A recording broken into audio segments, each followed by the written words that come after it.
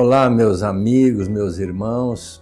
Hoje é um dia muito especial aqui para nós, porque eu tive o privilégio, junto com meu amigo e irmão Navarro, de estudar o livro Ceifa de Luz, que mudou muito a minha maneira de ver e de interpretar as coisas.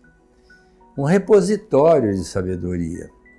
Como sempre, Emmanuel, educador, emérito e uma facilidade muito grande de interpretar as propostas evangélicas, doutrinárias, quais sejam, de Paulo, do Cristo. E nesse livro, então, ele vai, junto do nosso querido Chico Xavier, analisar várias passagens e trazer para nós comentários maravilhosos, de tal forma que hoje nós estamos encerrando com um capítulo onde ele vai falar sobre evolução e felicidade. E ele vai basear numa proposta de Paulo, quando escreveu aos Coríntios, na época, no capítulo 13, versículo 8, quando ele disse assim, que a gente, ao contrariar a verdade, só poderia ser através da verdade. Não tem como contrariar a verdade de outra forma. A verdade, ela existe. Somente através da verdade é que a gente pode querer fazer alguma coisa. E automaticamente a gente não vai nunca contrariar a verdade. E a partir daí, o Emmanuel vai tecer considerações falando de como a gente deve se conduzir para buscar essa felicidade. Porque o que a gente percebe é que as pessoas estão perdidas nesse mundo de hoje, buscando a felicidade onde ela não existe, colocando a felicidade na mão dos outros, achando que só vai ser feliz se puder conviver com determinada pessoa ou tiver um determinado poder aquisitivo. E a pessoa vai se perdendo na trajetória do tempo.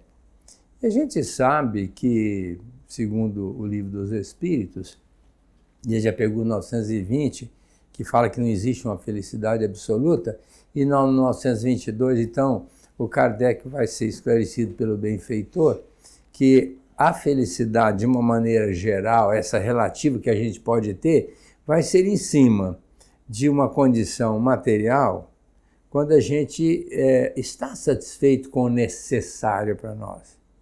E sob o aspecto moral é ter a consciência tranquila e a fé no futuro. Então, essa é a base da felicidade que a gente vai adquirindo através do estudo e da nossa evolução. Então, tem muitas pessoas que ainda estão equivocadas em relação à felicidade, achando que pode ser feliz aqui e ser feliz no mundo espiritual diante de uma eternidade que vai ser acobertada por Deus num céu fantástico e maravilhoso. Não, não. A Terra é um planeta ainda de expiação e prova, nós estamos aqui adquirindo bagagem, nós temos que nos trabalhar para entender essa resposta do benfeitor espiritual a Kardec, para a gente saber o que é ser feliz. E a partir daí, então, nós vamos evoluir, vamos crescendo e vamos ficando mais próximo da nossa felicidade. Agora o nosso irmão Navarro vai dar continuidade a esse estudo.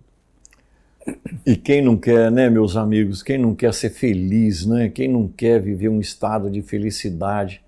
Mas interessante que para vivermos o estado de felicidade, a gente vive cobrando os outros, para que eles nos atendam nos nossos anseios, nos nossos desejos, nas nossas necessidades.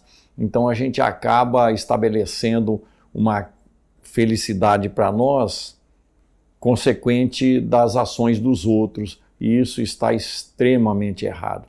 Mas o tema do estudo Evolução e Felicidade, né, vai já deixar claro para nós que não haverá felicidade real se nós não evoluirmos. Daí a necessidade de compreendermos o papel da doutrina espírita aqui em nossas vidas. Por quê? Porque o Senhor Jesus nos orientou há 2000 anos atrás, né, que nós ainda tínhamos muito para conhecer, mas na época a gente não tinha condições de suportar esse conhecimento.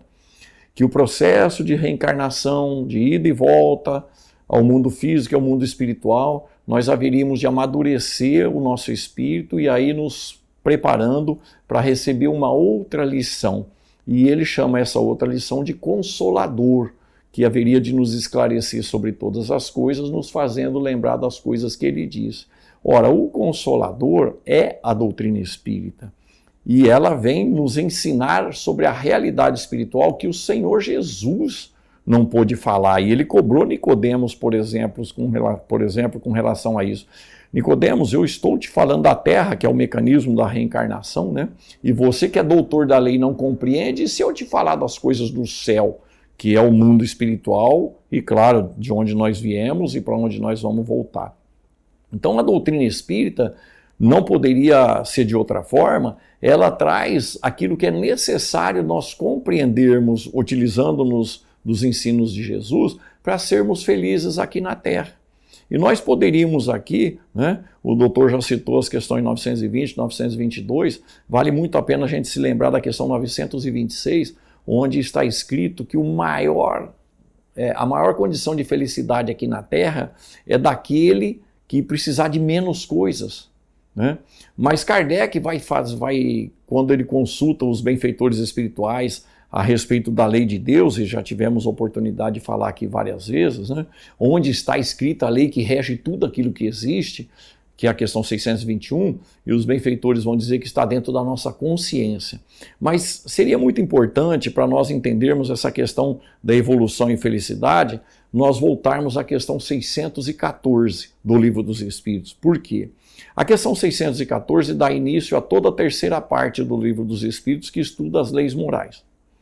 Se estuda as leis morais, evidentemente tem que começar falando dessa lei, que é implantada por Deus, criada e implantada por Deus, que é a própria perfeição. Questão número 1 do Livro dos Espíritos. Então Kardec, na questão 614, pergunta de que forma a gente deve compreender a lei natural, que é a lei de Deus. E os benfeitores vão explicar para nós que lei natural, que a ciência está buscando no campo da matéria, mas que a filosofia e as religiões estão buscando no campo das ideias, né? A lei natural é a lei de Deus. E continuam os benfeitores espirituais no Consolador prometido por Jesus. E ela é a única necessária para a felicidade do ser humano, porque ela indica para o ser humano o que ele deve e o que ele não deve fazer. E o ser humano só é infeliz porque se afasta dessa lei. Pois é, meus amigos. De vez em quando eu pergunto, quem consegue ser feliz com uma pessoa dessa vivendo comigo? Quem consegue ser feliz com um patrão desse, com um colega de trabalho desse, com um governante desse, com um empregado desse? Quem consegue ser feliz numa situação como tal? Nós estamos sempre jogando a infelicidade nossa para o lado de fora, na sua origem, quando ela está dentro de nós. E é o que Emmanuel fala no título, Evolução e Felicidade.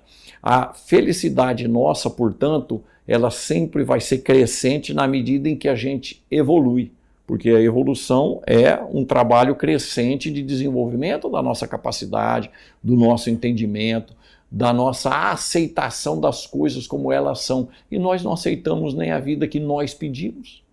Para reencarnar aqui nós pedimos. E pedimos determinadas pessoas, em determinadas condições, e nós nem aceitamos isso, colocando a culpa em Deus, colocando a culpa nas pessoas que nós pedimos para nascerem conosco. O Espírito implora aonde ele precisa nascer, com quem ele precisa nascer, que já o conhece de outras vidas. E aí a gente reclama que não é feliz por conta dessa mãe, desse pai, desse irmão, dessa irmã, dessa esposa ou desse marido, desse cunhado ou dessa cunhada. Enfim, a gente vive jogando a culpa nos outros quando a nossa felicidade vai depender da nossa condição conquistada espiritualmente. Conhecereis a verdade vos libertará, e a doutrina espírita traz essa verdade, mostrando que ninguém absolutamente conseguirá viver a felicidade do reino dos céus, ou seja, do paraíso que nós criamos no desenvolvimento das religiões. Nós é que criamos a ideia do paraíso. ninguém vai conseguir se não nascer de novo. E nascer de novo significa exercitar-se espiritualmente com as pessoas certas, do jeito certo, no lugar certo, para a gente adquirir evolução. A reencarnação é uma bênção em nossas vidas e a gente precisa compreender isso, porque sem elas, as reencarnações, porque uma só não é possível, nós vamos ter que voltar aqui muitas vezes e tomara que a gente volte no mundo de regeneração, estando preparados para isso, para a gente ser um pouquinho mais feliz. Mas repetindo o que diz o Livro dos Espíritos, conforme o Dr. Aguinaldo nos apresentou aqui, está dentro de nós, na nossa consciência. E a gente precisa desenvolver isso o mais rápido possível para dar tempo de nós voltarmos ao mundo, nessa vida física, nesse planeta, já no mundo de regeneração. Relembrando uma palavra do Chico Xavier colocou certa vez que a felicidade é inversamente proporcional às nossas exigências. Quanto mais a gente exige da vida, mais infeliz a gente é. Quando eu prestava serviço no Parque Frederico Zanan, já está extinto, porque era de uma congregação vicentina, e eles extinguiram, não existe mais.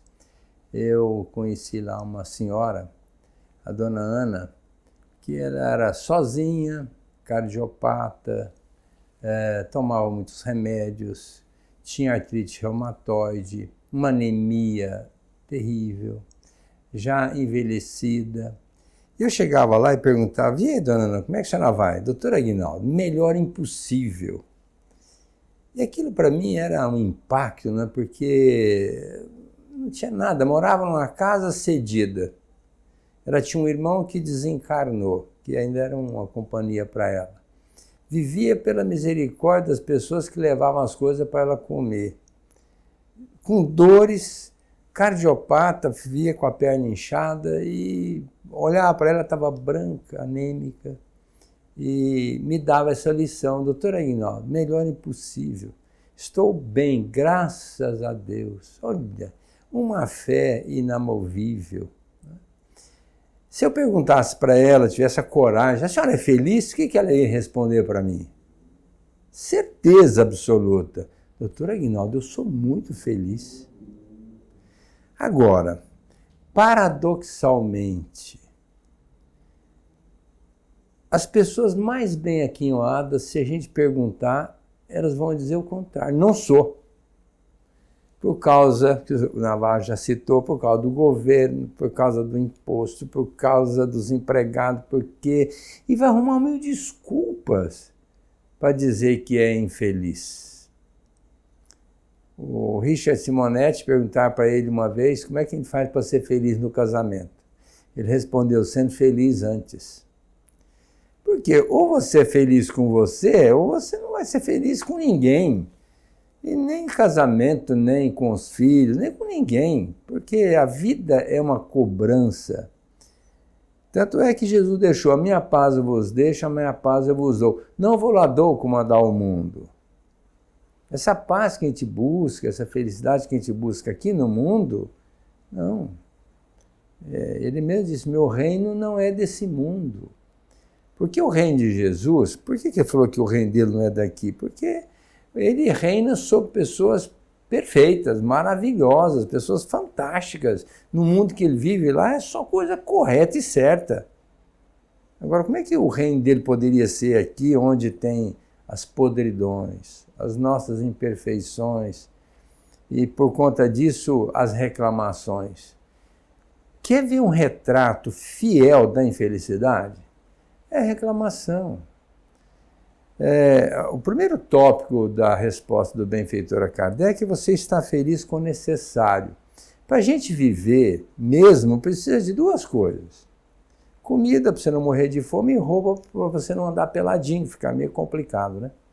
O resto você vive, que seja debaixo da ponte, que seja em cima da ponte, que seja debaixo da marquise, ou numa casa, mas você, tendo a comida e a roupa, você está vivendo, cumprindo o programa.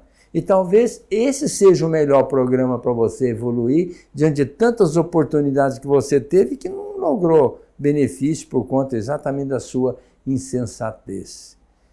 E é quando às vezes a gente fica perguntando, mas Deus é injusto, como pode fazer que essa pessoa nasça dessa forma, com a desdita desde que nasceu até o final da vida? Não, isso é um questionamento extremamente infeliz da nossa parte. Deus ama aquela criatura mais do que todo mundo. E se deu para ela aquela oportunidade, é para ela refazer caminho. E essa pessoa, como no caso da dona Ana, que já entendeu, disse, doutor Aguinaldo, eu sou muito feliz. Segundo elemento da felicidade, consciência tranquila. A consciência tranquila nossa nunca vai existir 100%, porque a gente vai fazer umas reflexões e vai perceber quantas coisas absurdas nós nos permitimos quase todos os dias, se não todos os dias. Porque a gente tem uns pensamentinhos muito maluquinhos ainda. E a consciência depois vai cobrar que aquilo não está certo. E o último elemento é a fé no futuro. Nós temos absoluta certeza, dito pelos Espíritos, que nós vamos ser seres perfeitos. Todos nós, Deus sendo perfeito, não poderia criar algo que não fosse talhado para a perfeição. Então nós seremos perfeitos. Que bom pensar que amanhã, no futuro, nós teremos uma vida fantástica, maravilhosa. Isso dá para nós uma, entre aspas, relativa felicidade. E eu agradeço todos os dias estar reencarnado. Quantas pessoas que estão no mundo espiritual, numa fila imensa, tentando uma oportunidade dessa? Me deram um corpo perfeito, que eu possa andar, movimentar, raciocinar. Quanto vale?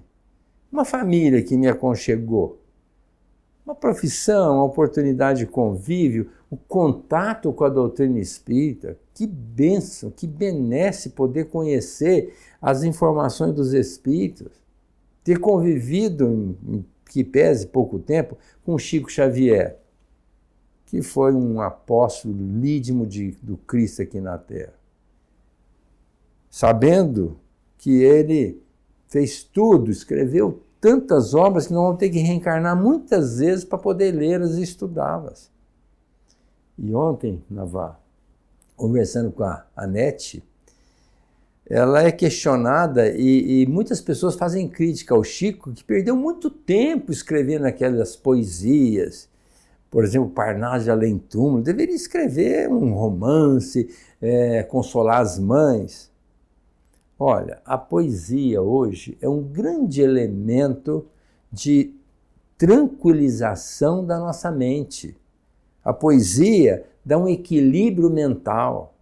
Quando a gente está, por exemplo, angustiado, começa a recitar as poesias, você entra numa calmia que faz gosto.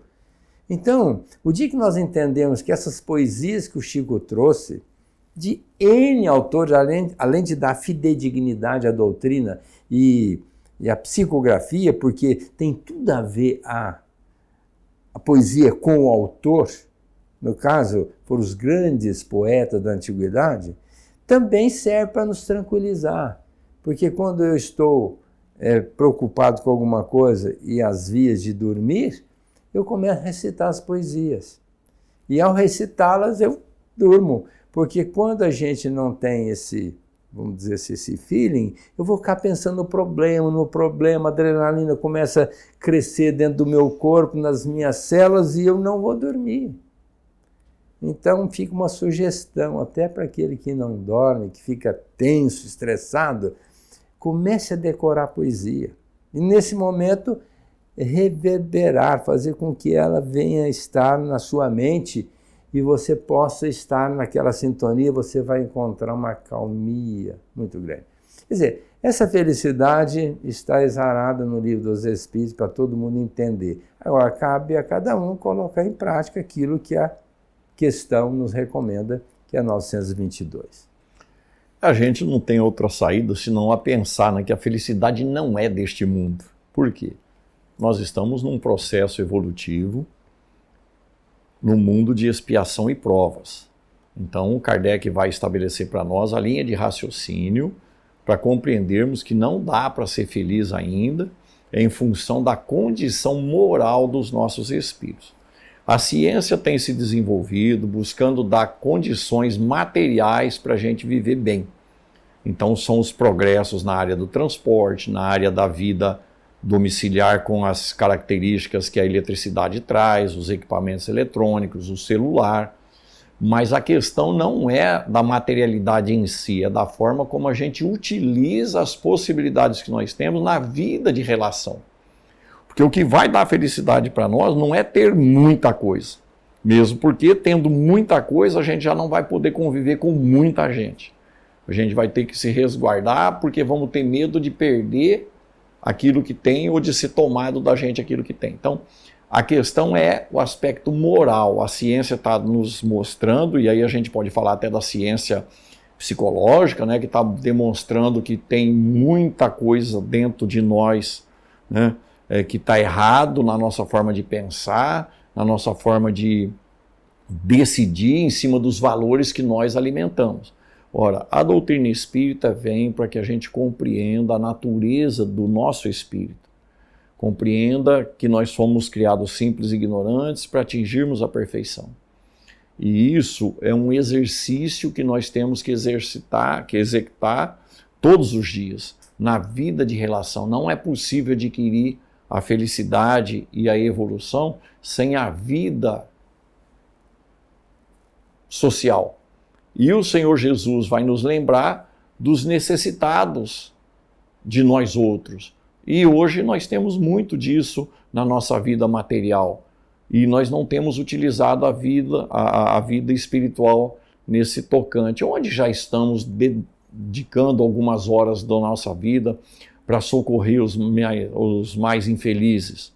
Onde nós estamos dedicando de nossa vida para socorrer os que passam fome, os que passam frio, aqueles que têm problemas existenciais. Onde nós estamos tentando mudar o mundo para que nós possamos viver nele, se nós ainda não nos colocamos na condição de servidores de todos. E a própria ciência hoje nos diz que as pessoas envolvidas na solidariedade, envolvidas na fraternidade, envolvidas no trabalho social, e não estamos falando de religião, a ciência já sabe que essas pessoas são mais felizes. As pessoas que se relacionam com os necessitados de toda a ordem, isso é o que mais tem nesse mundo de expiação e prova nosso, incluindo aí o nosso Brasil, né? Nós precisamos compreender o que a ciência está falando. Se nós não nos envolvermos com o próximo, nós não teremos uma condição até biológica melhor, porque já se sabe que as pessoas envolvidas no socorro assistencial têm menos doença, precisam de menos remédio, vivem mais, consequência da escolha do espírito e das energias que ele vibra quando ele começa a trabalhar na questão do amor, o que é, evidentemente, um progresso na sua evolução espiritual. Nós viemos aqui para exercitar o amor. E o amor nada mais é do que dar de si alguém pela vida dos seus amigos, dirá o Senhor Jesus. Não há prova maior de amor do que dar alguém a sua própria vida aos seus amigos. E nós, na doutrina espírita, estamos aprendendo que não é só os amigos, porque o Senhor Jesus também disse: amai os vossos inimigos, fazei para eles o que gostaria que fosse feito para você. Orai por aqueles que te perseguem e te caluniam. Então não haverá evolução enquanto nós não exercitarmos esses sentimentos, nós não optarmos por esse sentimento e por atitudes nesse campo. É isso que nós precisamos compreender. Nós viemos aqui para exemplificar o que o Senhor Jesus nos ensinou. Nisso sereis reconhecidos como meus discípulos, disse ele. Quando nós estudamos Emmanuel, a gente vai percebendo o quanto ele está ligado com Cristo. Cada vez mais a gente percebe que ele é um fiel servidor de Jesus, né? E ele coloca para nós que a nossa felicidade é diretamente proporcional ao dever cumprido.